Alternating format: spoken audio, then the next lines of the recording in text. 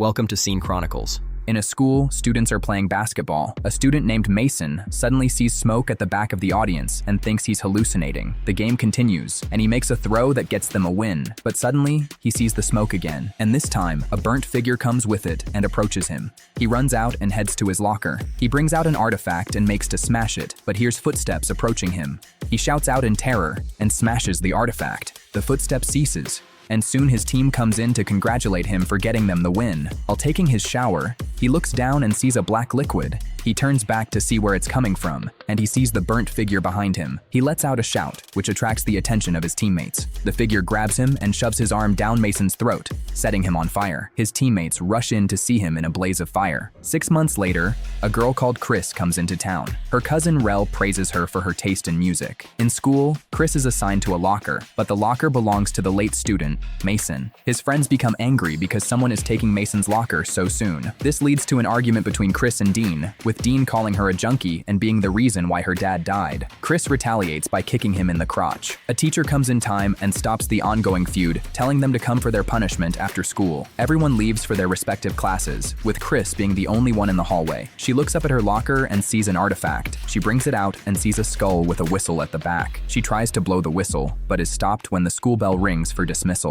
In the detention class, the artifact accidentally falls out of Chris's bag. Dean sees it and teases her about carrying her smoking pipe around, but Chris says it's not a pipe, but what she saw in her locker. The teacher tells her to bring it, and on examining it, finds it attractive. Using his lens, he examines and reads the words marked on it. Grace uses her laptop translator to read to them that it means summon the dead. Chris wants to take back the artifact, but the teacher says he should keep it and find a better place for it. He gives them an assignment and dismisses them. Outside, the student agrees to go to Grace's place for the assignment later in the evening. The teacher makes a research on the artifact and sees it selling for a good price. He checks to see if it's in good condition and blows the whistle. Unknowingly, the door glass cracks, but he doesn't notice it. He steps outside to take a smoke without noticing Rel, who forgot his Avenger comic book, sneaking into the class. Taking his book, he sees the artifact on the teacher's table. He steals it and leaves. Outside, a guy is talking to Chris. He introduces himself as Noah, a preacher in the church. He offers Chris drugs. Rel tries to stop him, but he overpowers him, telling him he's only helping those in need. Inside the car, Rel explains to Chris that Noah acts so holy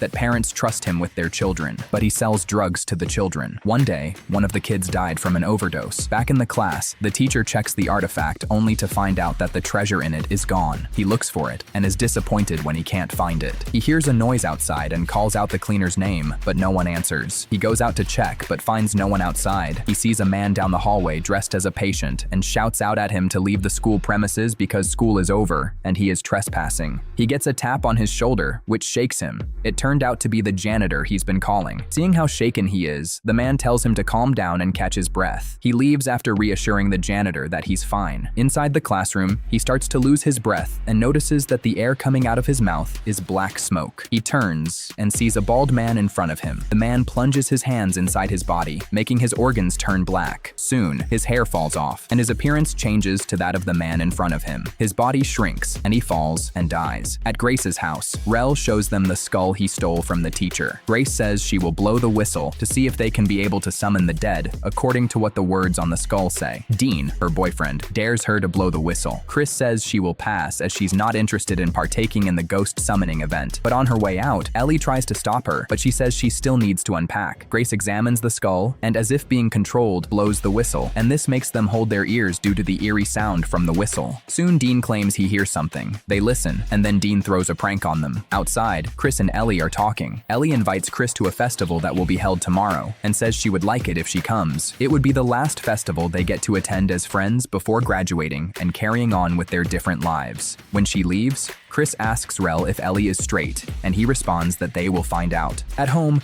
Chris and Ellie are texting. She goes to the window and sees a figure on a tree. She looks closely and sees the figure staring straight in her direction. She becomes scared, and just then, Rel comes in. She tells Rel there's someone on the tree, and Rel says there's no one there, and maybe she's hallucinating. A message comes to her phone. She shows Rel the messages between her and Ellie, and finally, she agrees to go to the festival. Grace, still in the pool, writing the assignment that was given to her, and the skull behind her, hears someone calling her name. She thinks it's her brother, but when she calls his name, He doesn't answer. She turns and sees no one. She comes out of the pool, and just as she was about to leave, hears a noise behind her. She turns, and tracing the sound, hears another sound. She fearfully turns, and just then, a figure runs past behind her. She turns again and moves towards the sound while calling Dean to know if he's still playing a prank on her. And just then, a hand touches her cheek. She turns fearfully and sees her brother standing far from her. He tells her that their mom says she should come inside as it's late. Looking around and seeing no one, she runs after her brother. The next day at school, they were surprised to hear that Mr. Craven,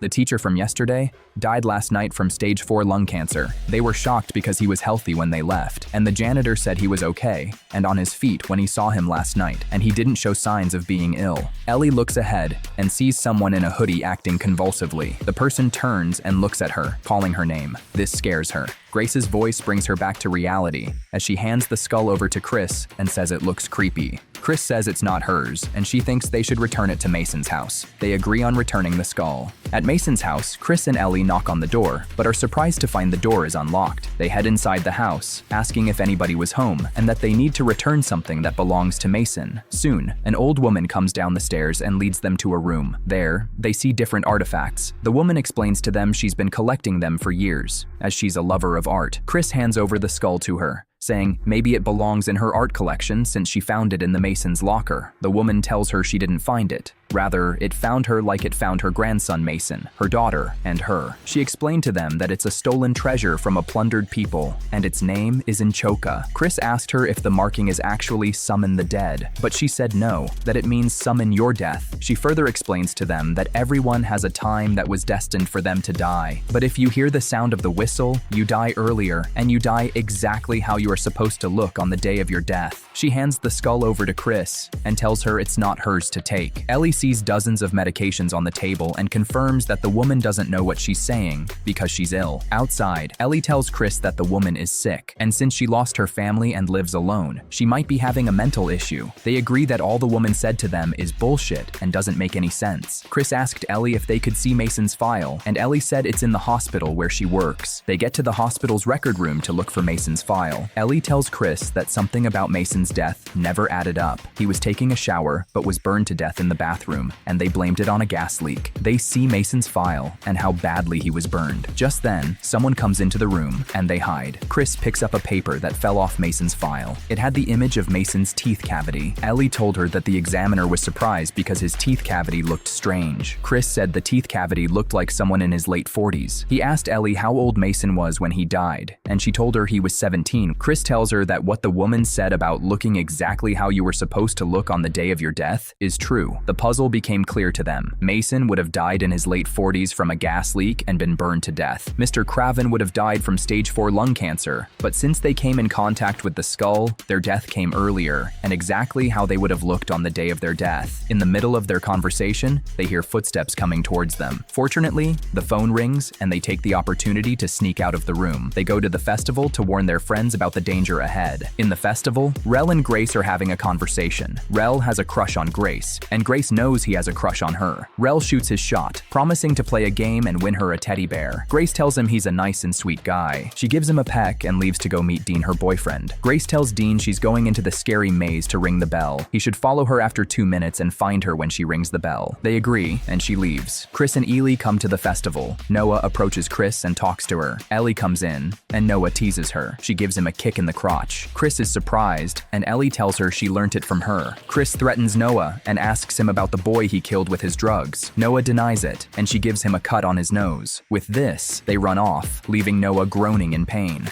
They meet Rel playing a shooting game. They asked him where others were, and he said they went into the maze. They leave to find them, and just then, Rel wins the game and gets a teddy for Grace. Inside the maze, Grace is looking for a way to locate the bell, and Dean and his friend are looking for her. Dean is startled by creepy beings jumping out to scare them. Grace sees a figure in front of her, and the figure calls her name. She turns and leaves, thinking it's still the creepy creature creatures from the festival. But when she takes another corner, she sees a creepy-looking old woman in front of her, still calling her by her name and laughing. She runs, and the woman runs after her, still calling her name. She calls Dean and tells her about the woman on her heels. Dean laughs and tells her it's the festival creatures trying to scare her. She begs Dean to come find her, and just then, the old woman appeared at the top of the maze. She crawls down and stands in front of her. Grace sees a shovel on the ground and uses it as a weapon to shield herself from the woman. The woman appears at her back, and as she turns, she swings the shovel at the woman, hitting her with it, but she falls just like the woman. She opens her eyes and sees the woman staring at her. She stands up and felt blood trickling down her head.